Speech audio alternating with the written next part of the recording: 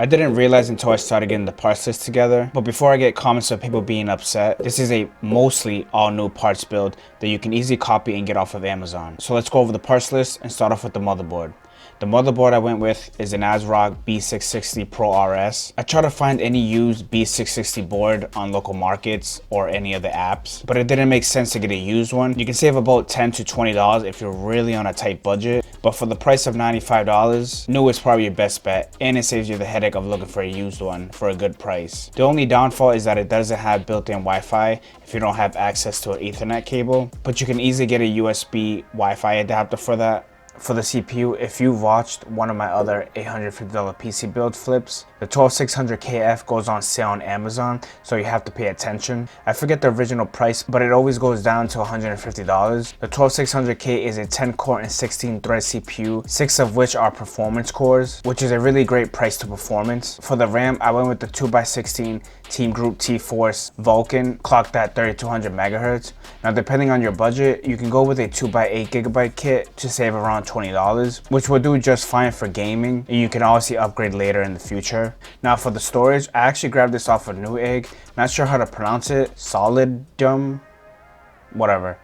It's a 1TB M.2 drive. It was the cheapest I could find at the time of purchase, and it has read speeds up to 41 megabytes per second. And honestly, the only reason why I bought this off of Newegg was because the PC case I wanted, they only sell it on Newegg, and I didn't want to order just one thing. The 12600KF doesn't come with a box cooler, so I went with the Deepcool AG400, which I got off of Amazon for $25. You can definitely go for a bit cheaper one, like the ID Coolant SE214 if you're on a really tight budget and trying to save as much money as possible.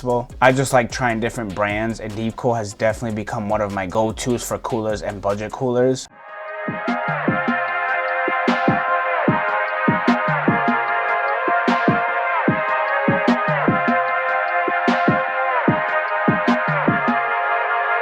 Another budget go-to of mine is the Sama ARGB PC case. It comes with 3 120mm ARGB fans pre-installed. I picked this up off of Newegg for $54. Definitely recommend this for budget builds. Usually micro ATX PC cases are your best bet because they're usually cheaper, and it's a really good looking case for the price. You know I had to add my personal touch to this case.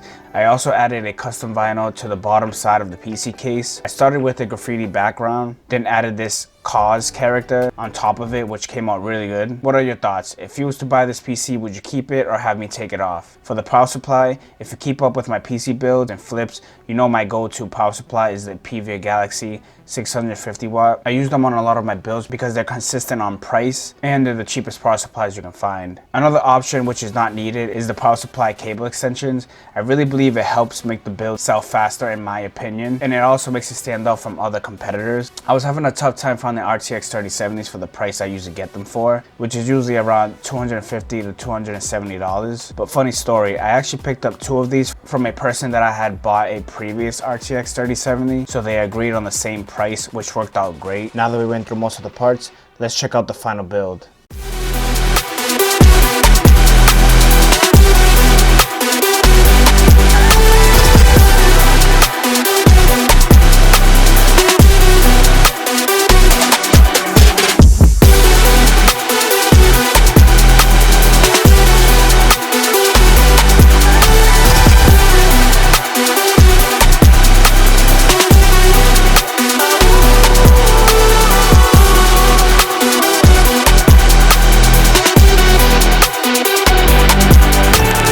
Let's go over some benchmarks. I tested Fortnite on high and medium settings. I was able to average 190 FPS in medium settings on performance mode. Depending on where you are on the map, it will dip into the 200 FPS range.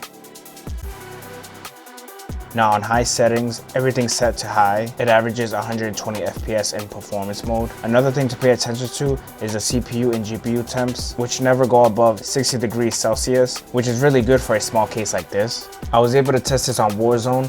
These are the settings I always go with. You can just pause the video if you want to copy them.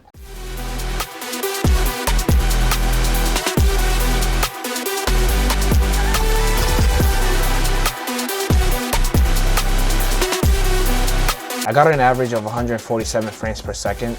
Here's a breakdown on the parts and the prices that are paid for. Everything on this build is new and bought off of Amazon, besides the PC case, which I got off of Newegg, so you can easily copy this build. The graphics card, which you will have to get used if you want to get close to my price range. I listed this PC on March 27. It is now April 2nd. The last few PC flips sold within the first week, which is rare, but I expect for this to sell pretty soon. I did get a few messages, but nothing solid yet. Also, in between this build, I did have a custom shipped order that came in through my website, so stick around for the next build video.